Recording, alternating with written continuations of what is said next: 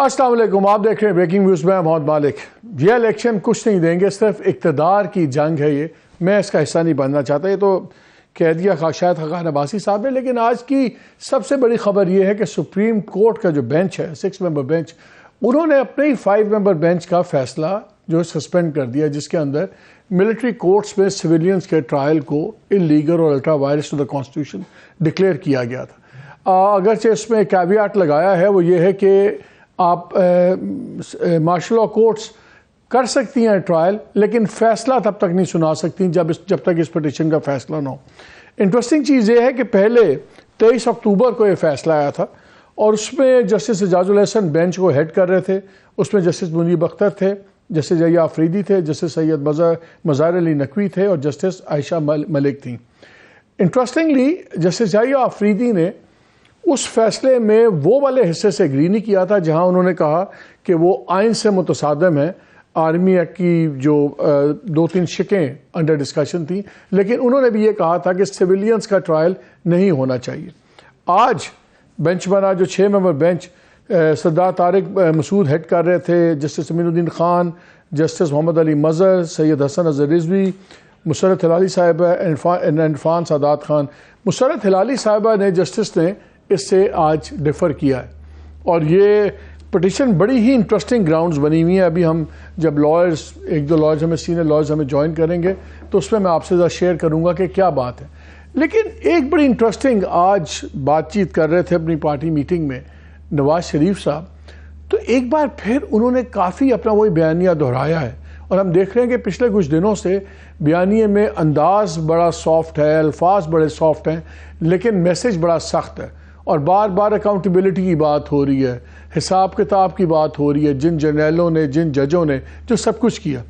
जो क्रिटिक्स हैं उनका ख्याल ये है कि क्योंकि प्रेशर बहुत है, यह तासुर बहुत ज़्यादा कायम हो गया है कि किंग्स पार्टी का इल्ज़ाम लग रहा है, तो शायद इसलिए नवाज शरीफ साहब उस इम्प्रेशन को ज़ाहिर कर रहे हैं। क्योंकि एक तरफ इनके तमाम मुकदमात यके बाद दीगरे ख़त्म होते गए, दूसरी तरफ news is being tightened around Imran Khan. पहले जो उनका निकाह वाला केस चल रहा है, खावर मानिका वाला, उसमें भी उनकी कोर्ट ने रूल कर दिया है कि जी ग्राउंड्स हैं ट्रायल चलने के, वो ट्रायल भी कल से शुरू हो रहा है। फिर अभी थोड़ी देर पहले खबर आई है कि जो उन्होंने बेल एप्लीकेशन मूव की हुई थी तोशाखाना केस में, वो भी रिजेक्ट हो गई है। कल पार्टी इलेक्शंस का जो मामला है उसमें इलेक्शन कमीशन ने बुला लिया हुआ है। गुजरे हुए कल पे उनकी इंडाइटमेंट हो गई साइफर केस में। 19 को फिर उनका वो है जो कंटेम्प्ट केस है इलेक्शन कमीशन का, वो वहाँ पे स्टैक हो रहे हैं मुकदमात, यहाँ पे बिल्कुल स्टैक ख़त्म हो रहा है। तो क्या Nawaz Sharif sahab simply playing to the galleries है या वो जो उनका स्टांस था वो है? और अगर वो है, ये लीगल इश्यूज़, पॉलिटिकल इश्यूज़ सब पे बात करेंगे। हमें ज्वाइन किया हुआ है सीनियर जर्नलिस्ट शहजाद इकबाल ने, बहुत thank you very much Shahzad. Azma Bukhari sahiba ने हमें लाहौर से ज्वाइन किया, सेक्रेटरी इन्फॉर्मेशन पंजाब PMLN, और जो क्या कहती हैं, थकती नहीं है, हारती नहीं है, तो ये इनसे ज़रा बात होगी। And during the course of the show हम इरफान कादर साहब से ही बात करेंगे और पीपल्स पार्टी का भी बयानिया लेंगे। अज़मा ज़रा आपसे शुरू करते हैं। जी अज़मा, आज तो बड़ी सख्त डायरेक्ट बातें हुई हैं। उन्होंने कहा जी ये अगर हमने ये पल्ले ना बांधी, हिसाब किताब ना हुआ तो खलंडरे आते रहेंगे और जनाब इस तरह के खेल होते रहेंगे। फिर इंटरेस्टिंगली उन्होंने अपनी डिस्कोर्स के अंदर एक और बात भी की थी, क्या आप लोगों को, या तो आपको कुछ नज़र आ रहा है कि कुछ मामला बिगड़ रहे हैं तो आप फ्रंट फुट पे पहले चले गए हैं, या वाकई we are going towards another round of instability? बहुत शुक्रिया मालिक। पहले तो गुजारिश ये है कि मुझे ये बताइए कि क्या जो भी कुछ मियां साहब ने कहा, क्या वो सब दुरुस्त नहीं है? क्या वो हकाइक पे मबनी नहीं है? और फिर ये बताइए कि जो कुछ उन्होंने कहा, जिस जो प्रिंसिपल स्टैंड उन्होंने लिया, क्या वो अक्रॉस द बोर्ड पूरे मुल्क का प्रिंसिपल स्टैंड नहीं होना चाहिए? वो अपनी जाती राय नहीं बता रहे, वो बता रहे हैं जो आइन और कानून कहता है, जो सेपरेशन ऑफ पावर्स की बात करता है, जो ये बात करता है कि इस मुल्क में डेमोक्रेसी जो है वो ही रूल करेगी। और अब ये जो कुछ उन्होंने बड़े क्लियरली, बड़े वाशिगाफ अल्फाज में कहा कि मेरे साथ जो हुआ वो मैं लैदा बात है, उसमें मुझे इंतकाम नहीं चाहिए, लेकिन हिसाब की बात उन्होंने की। अब ये हिसाब जो है, इसके ऊपर मैं नहीं समझती, क्योंकि बहुत हार्ड आप कह रहे हैं कि हार्ड क्या बात है, इसके अंदर हिसाब तो होना चाहिए ना। क्या वाकई पाकिस्तान जो है उसका डिक्लाइन नहीं हुआ है हर तरह से? वो पॉलिटिक्स के हवाले से हो, वो मोरालिटी एथिक्स के हवाले से हो, वो माशी तौर पर हो, वो डिप्लोमेटिकली तो हो, हिसाब तो फिर अकाउंटेबिलिटी होगी ना। हिसाब का मतलब है ट्रायल्स, हिसाब का मुकदमा मतलब है मुकदमात। तो मैं तो सिर्फ ये पूछ रहा हूँ कि जिस हालात में आप इस वक्त खड़े हुए हैं, जिस हालात में मुल्क है इकोनॉमिकली और सब कुछ, क्या another round of confrontation between a 3 time prime minister and the institution afford होगा? आप लोग भी और मुल्क भी? नहीं, ऐसी कोई कॉन्फ्रंटेशन होगी भी नहीं, होनी भी नहीं चाहिए। लेकिन आपको जो है ये अगली आने वाली जो पार्लियामेंट है, हमने तो बार बार एक बात की कि एक ट्रुथ और रिकंसिलिएशन कमीशन बनाए। उसके अंदर जिन भी लोगों के नाम लिए हैं उन्होंने, जो इस पूरी साजिश के अंदर जो है वो पार्ट एंड पार्सल थे, वो कम से कम आके कौम से माफी तो मांग सकते हैं ना। इसमें सर लेने वाली तो बात नहीं है, इसमें किसी को जो है वो फाय लगाने की तो बात नहीं हो रही। इसमें कम से कम अपनी गलतियों का इतराफ करते हुए पाकिस्तान में कुछ सच बोलेगा? पाकिस्तान में कुछ? हमारे यहाँ तो लोग मेमोइर्स भी झूठे लिख देते हैं और कहते हैं मरने के बाद छापिएगा। सच बोलेगा कोई? बोलना चाहिए ना। आखिर कब तक, यही तो बात इन्होंने सवाल ही ये किया है कि कब तक खेलना है इस मुल्क के साथ, कब तक इस मुल्क का जो है वो बेड़ा गर्क होना है। पटरी पे डालते हैं फिर उतर जाता है, फिर पटरी पे डालते हैं फिर उतर जाता है। तो इसका नुकसान सियासतदानों को तो चले होता है, सो होता है जाती तौर पर। उनको ये जो उनका एक तकलीफ है ना मालिक, उन्होंने जो सियासी नुकसान और जो अपने ऊपर, वो तो था ही था, जो एक उनको जाती नुकसान भी बेगम साहिबा की जो वफात की वजह से जिस तरह से उनको छोड़ के आना पड़ा, फिर वो तरले करते रहे कि मेरी 1 मिनट, उनको शायद पता चल रहा था कि बेगम साहिबा की तबीयत अच्छी नहीं है, उनको कहते रहे कि मुझे जो है वो एक दफा फोन पे बात करा दो, हालांकि वो बेहोश थी, उनका मैं हाल चाल पूछ लूं, लेकिन उनको इजाजत नहीं मिली। यहाँ पर जो है वो लाडला है, उसके लिए वो कहते हैं बेटों की सालगिरह उस पर भी बात करा दें, उसके लिए जो है वो हर तरह के फैसिलिटीज मिलती हैं, 8 कमरे तोड़ के उसका बैरक बना दिया जाता है, उसको जिम मशीन दी हुई है, उसको मतलब वहां पर वो देसी घी के खाने खा रहे हैं। मतलब ये भी तो नहीं, वो पर्सनल ट्रेजेडी तो जाहिर है, उसपे तो बिल्कुल, उसमें तो कोई दो राय है ही नहीं। रहेगा। लेकिन जो 25 करोड़ लोगों के साथ नुकसान हुआ है, जिस तरह से पाकिस्तान के अंदर सीपैक चल रहा था, सरमायाकारी, ठीक है, let me get Shahzad into it also. Let me get Shahzad into it also. ये इतनी सिंपल चीज है कि मियाँ साहब आए और बेसिकली कौम का गुस्सा है कि ये एक डिलिबरेट है स्ट्रैटेजी कि ये ना लगे कि हम इस्टेब्लिशमेंट के साथ हैं और पुरानी इस्टेब्लिशमेंट को रगड़ दें। लेकिन हमने देखा कि जो कल की इस्टेब्लिशमेंट थी एक वक्त वो भी करंट इस्टेब्लिशमेंट थी। 1-2 साल बाद ये करंट इस्टेब्लिशमेंट भी पुरानी इस्टेब्लिशमेंट होगी अगर चेंजेस हो जाती हैं। क्या इस्टेब्लिशमेंट ये प्रेसिडेंट सेट होने देगी कि पास्ट इस्टेब्लिशमेंट को आप तल दें ला के? मालिक साहब, जनरल परवेज मुशर्रफ का जब केस शुरू किया नून लीग की हुकूमत ने, तो उसकी एक मिसाल हमारे सामने है कि उस वक्त वो नहीं होने दिया गया। आपने देखा था किस तरह वो जा रहे थे अदालत और फिर उनको अस्पताल लेके गया, फिर धरना भी हुआ, रास्ते में से चले गए। फिर वो नून लीग खुद कहती है कि धरना सेटअप जब किया गया वो भी हमारी हुकूमत को कमजोर करने के लिए किया गया, और वो शुरू इसलिए किया गया धरना क्योंकि हमने परवेज मुशर्रफ का ट्रायल किया था। तो मेरे ख्याल से आपका सवाल का जवाब तो उसी में ही है कि जो आज इस्टेब्लिशमेंट है उसने भी कल पुरानी इस्टेब्लिशमेंट हो जाना है। तो अनलेस एंड अनटिल ये फैसला रियासती तौर पर हो चुका है कि आइंदा के बाद कोई इंटरवेंशन नहीं होगी, कोई मुदाखलत नहीं होगी, तो फिर तो वो नजर आता है। अदरवाइज तो मेरे ख्याल से ये सिलसिला चलता रहेगा। आपको याद होगा 2-3 हफ्ते पहले डॉन अखबार की ये खबर थी कि मियां नवाज शरीफ साहब ने अपनी कमेटी को कहा है, जो मंशूर कमेटी को, कि कोई बयानिया ढूंढे क्योंकि हम पे ये इल्ज़ाम लग रहा है। पीटीआई तो लगा रही थी, अब बिलावल भुट्टो जरदारी भी बड़ा एक्टिव हो गए हमें लाडला सिलेक्टेड कहने में। तो वो जो है उसका हमें काउंटर नैरेटिव चाहिए क्योंकि ये तो हमारी बड़ी बदनामी हो रही है। और उसके बाद से आप देखें सियालकोट चेंबर में बात की, फिर इसके बाद से मियाँ साहब अब एहतसाब की बात कर रहे हैं। लेकिन अपने इस तकरीर में उन्होंने कह दिया कि 8 फरवरी को आवाम की एक बड़ी अदालत लगेगी, वो फैसला करेगी। तो क्या सिर्फ एक बयानिया बना रहे हैं इलेक्शन से पहले या संजीदा है एहतसाब में? मुझे लगता है जितने लोगों से मेरी बात हुई है नून लीग से, वो कहते हैं कि आकर हमने फोकस करना है काम पे, और कोई हमारे पास ना वक्त होगा ना कोई और अपॉर्चुनिटी होगी, तो हम ताल्लुकात एस्टैब्लिशमेंट से नहीं खराब कर सकते अपने, तो लिहाजा फोकस हमारा काम पर ही होगा। ये जो है ये एक बयानिया है जिसको हम काउंटर कर रहे हैं। तो मुझे नहीं लगता कि, क्योंकि वैसे भी इंतकाम और हिसाब में बड़ा एक थिन लाइन रह जाती है अक्सर, जब भी सियासतदान किसी को अनमेरिट भी अगर एक सियासी एक काउंटर नैरेटिव है। एज ऑफ नाउ आज की तारीख में जितने भी आप नून लीग के लोगों से बात करेंगे वो कहेंगे कि नहीं, हमें कोई फिलहाल इंतकाम या हिसाब की तरफ नहीं जाना है, हमने आते साथ जो है अगर हम इलेक्ट हो जाते हैं तो हमें, तो क्या कॉम्प्रोमाइज कर लिया मियां साहब ने? देखिए, ये आज की बात तो नहीं है। जब पाकिस्तान जब यहाँ पे थे, बाहर जाने से पहले आपको याद होगा एक लल पीरियड आया। नवाज शरीफ साहब तो खैर जेल में थे, मरीम नवाज साहब भी खामोश हो गए, फिर बाहर चले गए, फिर गुजरांवाला की तकरीर हुई, फिर 1-1.5 साल की खामोशी। तो ये ऑन एंड ऑफ तो होता रहा है। जब वो सूट करता है उनको कि वो खामोश हो जाते हैं, जब उनको लगता है कि थोड़ा सा हीट बढ़ानी है, और मरीम नवाज साहब ने जो कहा था वो ठीक साबित हुआ ना कि मुज़ाहमत करेंगे तो मुफाहमत मिलेगी। तो वो मुफाहमत उनको मिलनी थी। उसके बाद मेरे ख्याल से वो पावर टॉक्स टू पावर, तो वो बात बिल्कुल ठीक साबित हुई। अगर वाकई मियां साहब भी हिसाब चाहते हैं ना, तो देखें हमें फिर अक्रॉस द बोर्ड तमाम पार्टीज को ये फैसला करना पड़ेगा, क्योंकि इमरान खान को बड़ा अच्छा लगता था जब एस्टैब्लिशमेंट उनके साथ थी। और 2017 में साहब ने अभी परसों इंटरव्यू में कहा कि बिल्कुल बातचीत होनी चाहिए, आर्मी के साथ बंदा बातचीत कर सकता है, समझा सकता है, हमें चार्टर ऑफ इकॉनमी चाहिए। आज बिलावल भुट्टो ने अगेन चार्टर ऑफ इकॉनमी की बात की।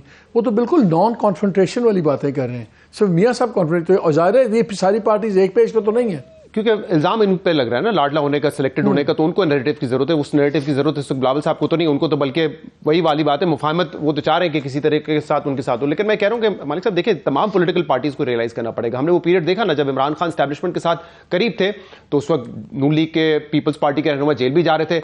आज भी मियां नवाज शरीफ साहब को यह फैसला करना है कि ज्यादती अगर उनके साथ होगी तो वो गलत है, या किसी के साथ भी होगी तो वो गलत है।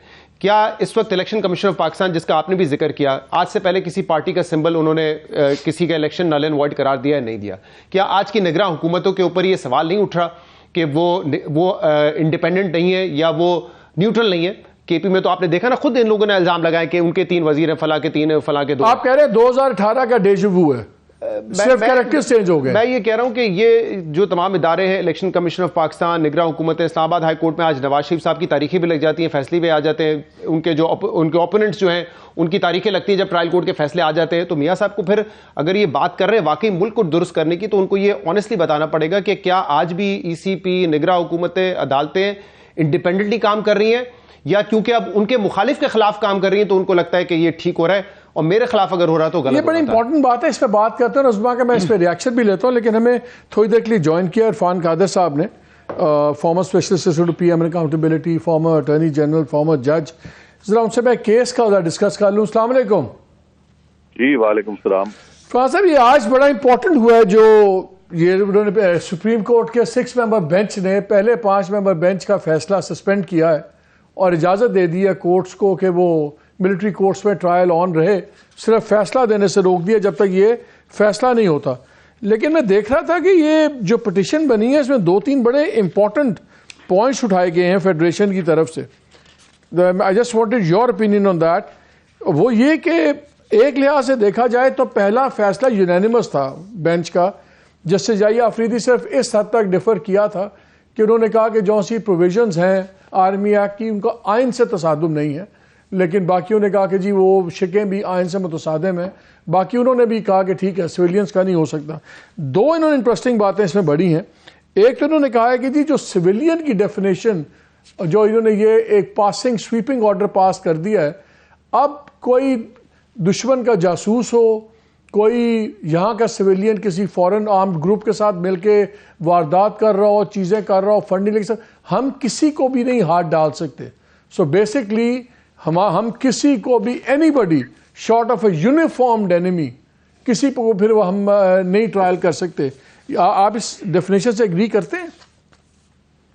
देखिए, सुप्रीम कोर्ट के सामने जब 5 मेंबर बेंच कॉन्स्टिट्यूट हुआ था तो एसेंशियल क्वेश्चन यही था कि सिविलियन का ट्रायल अगर फौज के कानून के नीचे होगा, जो कि फौज का कानून प्रोवाइड करता था कि सिविलियन का ट्रायल हो सकता है, तो आया वो फंडामेंटल राइट्स की वायलेशन होगी कि नहीं होगी?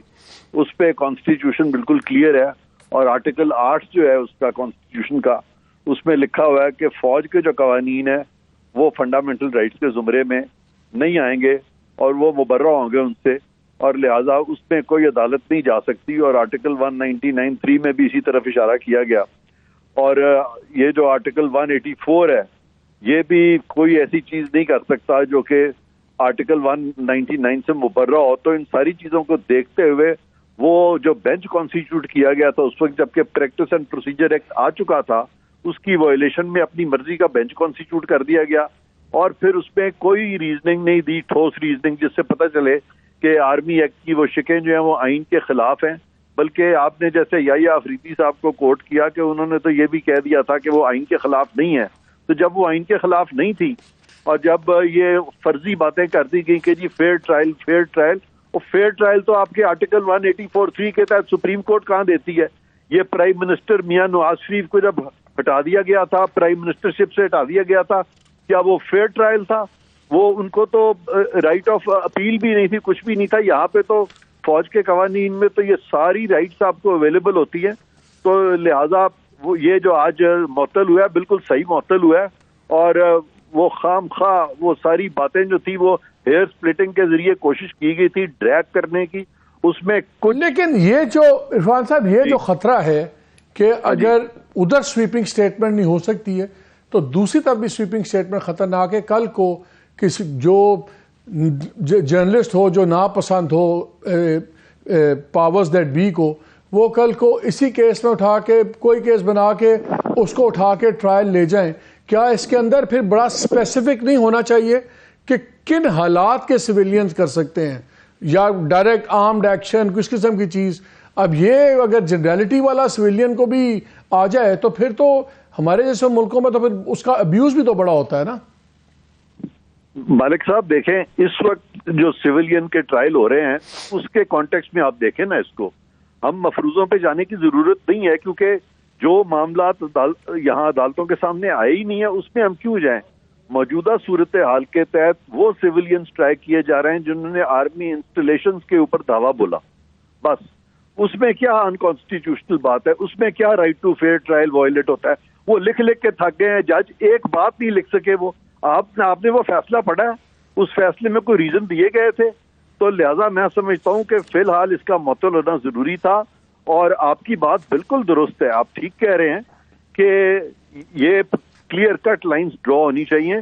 ये नहीं है कि जिस मर्जी को पकड़ के आप ट्राई करना शुरू कर दें, लेकिन अगर उसने आर्मी इंस्टॉलेशंस के बारे में कोई चीज की है, फौज की इमलाक को नुकसान पहुंचाया है, फौज को उनकी ड्यूटी से किसी तरह रोकने की कोशिश की है, ये सारी चीजें जो है वो तो आर्मी एक्ट के नीचे आएंगी। दुनिया का कौन सा मुल्क है जहां पे के सिविलियंस अगर धावा बोल दें फौज पे तो फौज जो है वो क्या, जाओ अब सिविल कोर्ट में जाओ और उधर ट्राई होगे। तो मैं समझता हूं कि और अगर वाकई ठोस वजह बता देते, ये 5 जजेस ठोस वजह बता देते कि हाँ ये अनकॉन्स्टिट्यूशनल था इन वजूहात की बिना पर, इन्होंने तो इतनी डिटेल्ड लंबी रीजनिंग की। और मैं आपको आपकी प्रोग्राम की वसातत से कहता हूं कि ये वो लोग थे जिनको कॉन्स्टिट्यूशनल लॉ का तजर्बा जीरो था, यानी जजेस बनने से पहले इन्होंने कोई कॉन्स्टिट्यूशन के केसेस भी नहीं किए हुए थे, और ये पाकिस्तान के कॉन्स्टिट्यूशन की तशरीह करने चले और उसमें भी कोई एक प्रोविजन भी नहीं बता सके कि कौन सा कॉन्स्टिट्यूशन का प्रोविजन जो है डायरेक्टली वायलेट हुआ है। इनडायरेक्ट रीजनिंग से तो आप दुनिया में जो मर्जी साबित कर दें। अच्छा, एक चीज बताएं, एक सवाल आखिरी, अगर ये जजेस इतने जबरदस्त जजेस हैं, इनको आइन का भी पता है, सब कुछ पता है, तो क्या डिकोरम ऑफ कोर्ट कोई चीज है कि वो सिर्फ साइल पे और लॉयर्स पे लाजिम है? आप बिल्कुल ठीक कह रहे हैं कि जजेस के पार्ट पे इस तरह की जुबान बोलना, जो आपने अल्फाज इस्तेमाल किया कि का अंदाज जजेस का नहीं होना चाहिए, बिल्कुल नहीं होना चाहिए। और अगर कोई एतराज आता है रिकूजल पे तो उस पे आराम से जवाब देना चाहिए, उस पे इतने जज्बात में किसी जज को नहीं आना चाहिए। और रिकूजल का principle all over the world यही है कि मैं हमेशा बहुत से प्रोग्राम्स में, आपके प्रोग्राम्स में भी मैं ये कह चुका हूँ कि स्लाइटेस्ट अगर बायस भी एट्रीब्यूट किया जाए किसी जज को, रिमोटेस्ट बायस भी एट्रीब्यूट किया जाए, तो जज will not think twice but will step down without further ado. लेकिन यहाँ पे क्या होता था, वो जज आया जो पिटिशनर बना हुआ है यहाँ पे, जवाद ख्वाजा, उसके ऊपर डायरेक्टली जब एलिगेशंस आई कि जी ये उनका रिश्तेदार है जिनके ये केसेस सुन रहा है, तो वो सुनता रहा केसेस, बल्कि उसने लड़ाई करनी शुरू कर दी, उसने लोगों को चेस करना शुरू कर दिया कि वो कौन लोग हैं जो कह रहे हैं कि मेरी रिश्तेदारी है, और सेक्रेटरी इंटीरियर को बुला लिया और इस तरह की चीजें की। हालांकि बिल्कुल ऐसा नहीं होता, जजेस एक सेकंड के लिए भी नहीं सोचते और मुकदमे से अलहदा हो जाते हैं। आपकी बात बिल्कुल दुरुस्त है और मैं आपसे एग्री करता हूँ इस बात से। बहुत शुक्रिया। यहीं पे एक ब्रेक लेते हैं, फिर आके अज़मा बुखारी साहबा से पूछते हैं कि जो एनालिसिस शहजाद ने किया है काफ़ी सख्त एनालिसिस है, वो उससे डिसएग्री तो करेंगी लेकिन किन ग्राउंड्स पे करेंगी। Let's hear her after the break.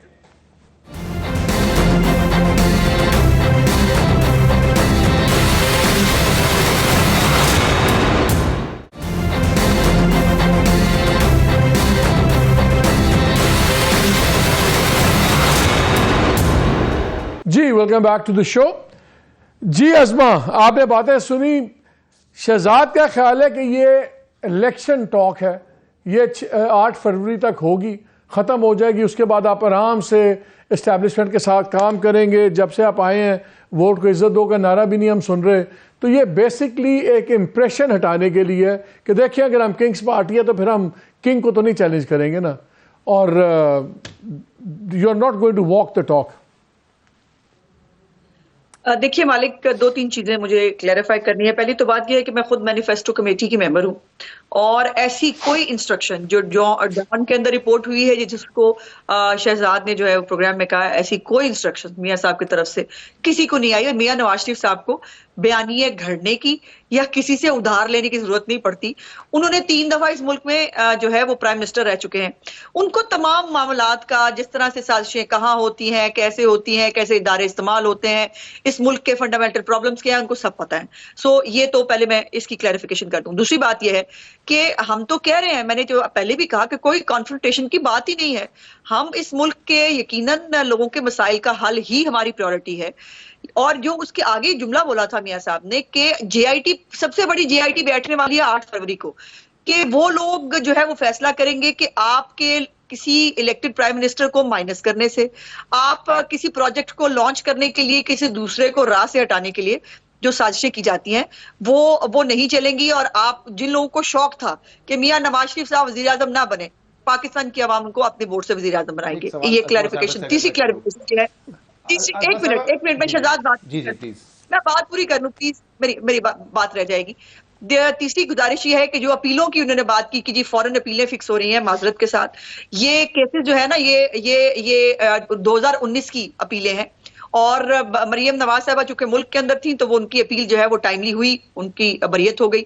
और मियां साहब की अपील्स के अंदर लिखा हुआ था, बाकायदा फैसला लिखा गया था कि जब वापस आएंगे मुल्क के अंदर तो अपनी चौधरी मंजूर ने भी ज्वाइन किया। जल्दी वो होता था कि आप जिस केस में आए हैं उसमें भी जमानत ले लें, और जो केस कभी आप पे बनेगा ना उसमें भी जमानत ले लें, और 9-10 मई में मुल्क में आग लगा के आए, लेकिन आपको देख के खुशी हुई। ये होता था। सिर्फ एक ये बात कीजिएगा, आपने डॉन की क्लैरिफिकेशन कर दी। मैं सिर्फ ये पूछना चाह रहा था आपसे, क्या ये हकीकत नहीं है कि जब लंदन में मियां साहब ने बात की थी कि साबिक जजेस का एहतसाब होना चाहिए, उसके बाद शहबाज शरीफ साहब गए और उनको कन्विंस करने में कामयाब हो गए कि इस वक्त इस तरह के बयानात ना दिए जाएं, और हमने 21 अक्टूबर के जलसे में भी मियां साहब की वो तकरीर नहीं सुनी जो आज सुन रहे थे, 1.5-2 माह नहीं सुनी, और पिछले 1 हफ्ते 10 दिन से उन्होंने ये बात करना शुरू की है। क्या ये एक हकीकत नहीं है, क्या ये फैक्ट नहीं है? नहीं, बिल्कुल नहीं, ऐसा बिल्कुल नहीं है। इसकी बात का इजहार शहबाज शरीफ साहब ने खुद भी अपनी प्रेसर में भी, और जब वो लंदन पहुंचे थे तब भी किया था कि मियां साहब के साथ जाहिर है कि हम उस वक्त वापसी के मामला तय कर रहे थे, और प्रोग्राम क्या होगा, रैली होगी, जलसा होगा, क्या होगा, और इस हवाले से मियां शहबाज शरीफ साहब जो है वो वहां पर तशरीफ लेके गए। दूसरी बात यह है, इंपॉर्टेंट लाइन मैंने कहनी है, बात यह है कि मियां नवाज शरीफ साहब ने जो कहना होता है ना, वो उनको कोई रोक नहीं सकता, और ना वो किसी से जो है ना वो किसी के कहने के ऊपर कन्विंस हो जाते हैं। बात उस वक्त चूंकि वो उनका इस्तकबाल था 21 अक्टूबर का, और आम लोगों के साथ जो आम लोगों के प्रॉब्लम्स है वो कहते आते ही जो है वो ये बात करते हैं कि मुझे आपके प्रॉब्लम से क्यों लेना देना नहीं, मैं तो जो है वो यहाँ पे कोई और स्कोर सेटल करने आया हूँ। अब भी वो कोई स्कोर सेटल कर, हमें चौधरी मंजूर साहब ने भी ज्वाइन किया है, सीनियर लीडर है पीपल्स पार्टी के। चौधरी मंजूर साहब ने ज्वाइन किया। अस्सलाम वालेकुम। वालेकुम अस्सलाम। हाँ शहजाद, वो कह रही कि यार देयर इज नो कॉन्फ्लिक्ट। वो तो इस बात को डिनाई कर रही हैं कि शहबाज शरीफ साहब ने वहां पे जाके कोई ऐसी बात नहीं की थी, but you know and I know it, हमारे जराए हैं, और ये बड़ा एविडेंट है क्योंकि देखें 21 तारीख को एक चीज तो बताएंगे, आपने आते साथ ही फौरन लंदन वापस क्यों गए? आई मीन, और उसके बाद सुन ले उसके बाद फिर सबको याद आ गया कि उन्होंने मामला अल्लाह पे छोड़ दिया था। हाँ, मरियम बीबी ने भी कहा, शहबाज साहब ने भी कहा, डार साहब ने भी कहा। अब आपने मरियम अल्लाह पे छोड़ दिया, अब दोबारा आप अल्लाह से ले रहे हैं मामला, अब खुद आप चल रहे हैं उस पर।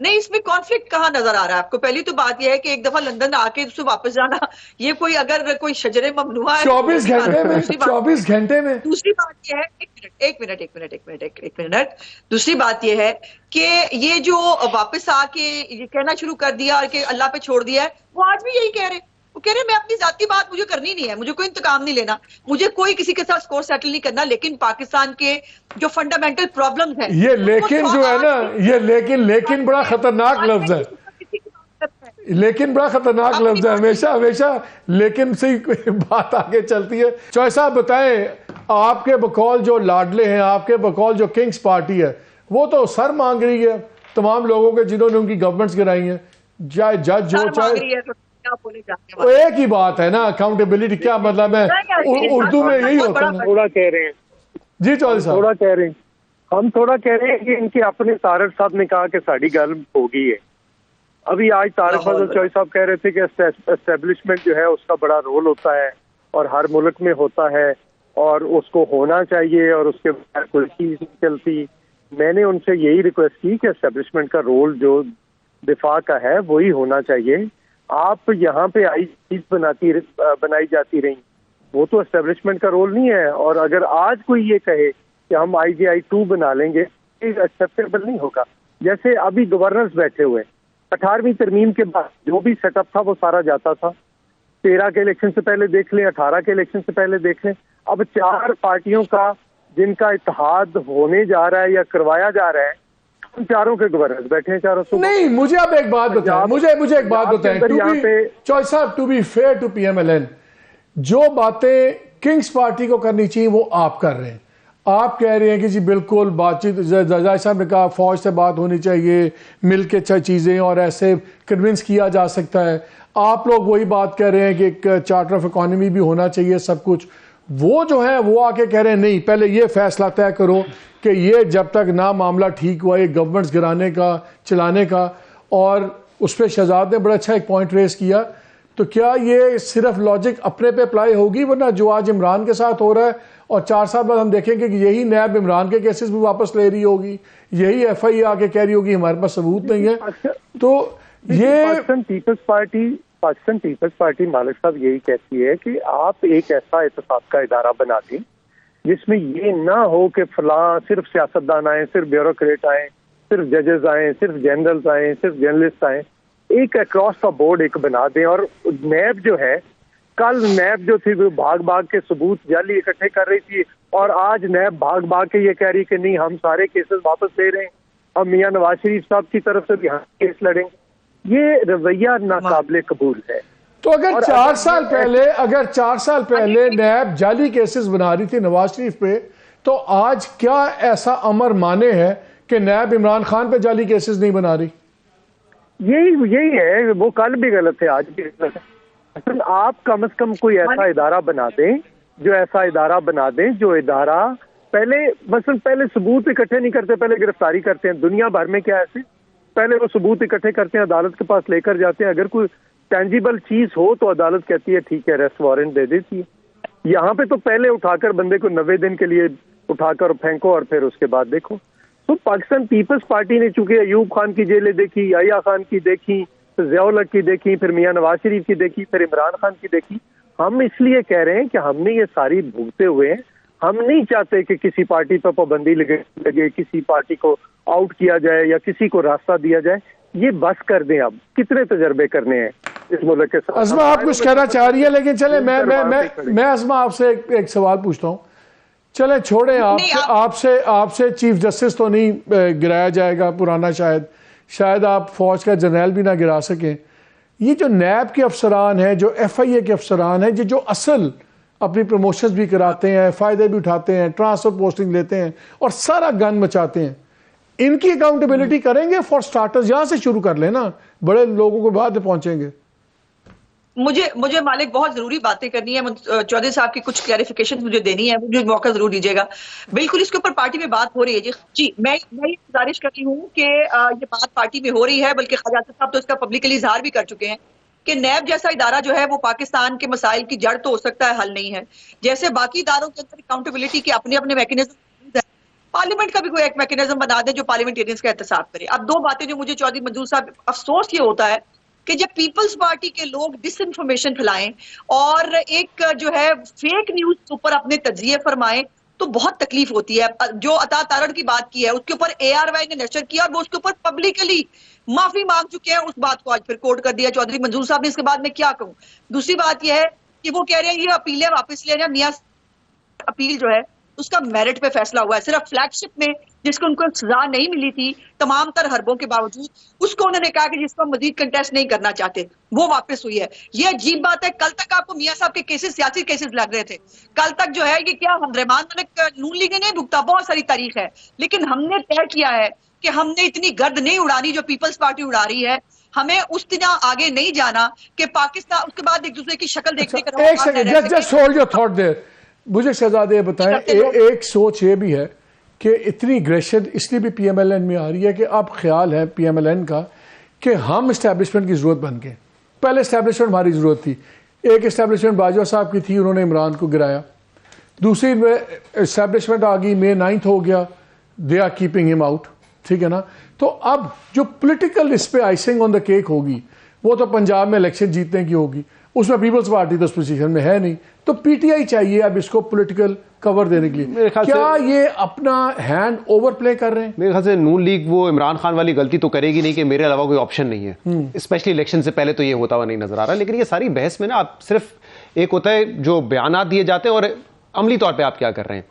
बाप पार्टी के हवाले से क्या पॉइंट ऑफ व्यू था मरियम नवाज साहब का कि हमें पता है बाप का बाप कौन है? आईपीपी पे क्या बातें थी? बारी बारी देख लें। वो बाप पार्टी से आज इत्तेहाद कर लिया, जबकि आप क्लेम करते हैं you are as popular as 2013 में pre election alliance Noon League ने नहीं किया था। मैं आपका पोस्ट इलेक्शन अलायंस जो आपने आईपीपी के अंदर एक्सर्प्ट्स चलाए थे सबके, जी जी, बड़े जालिम आदमी बाप के साथ अलायंस हो गया। एमक्यूएम पाकिस्तान के हवाले से और जीडीए के हवाले से क्या कहती थी नून लीग कि ये एस्टैब्लिशमेंट की कहने की वजह से इमरान खान की हुकूमत का हिस्सा है। आज वही एमक्यूएम पाकिस्तान जीडीए आपके इत्तेहादी बन चुके हैं। आईपीपी की तख्लीक किसने की आप बेहतर जानते हैं, और अभी ये खबरें छपी हैं बाकायदा कि आईपीपी के साथ बहुत सारे नून लीग के लोग नहीं इत्तेहाद करना चाहते थे, but they were forced into it. तो सीट एडजस्टमेंट आप उनके साथ भी कर रहे हैं।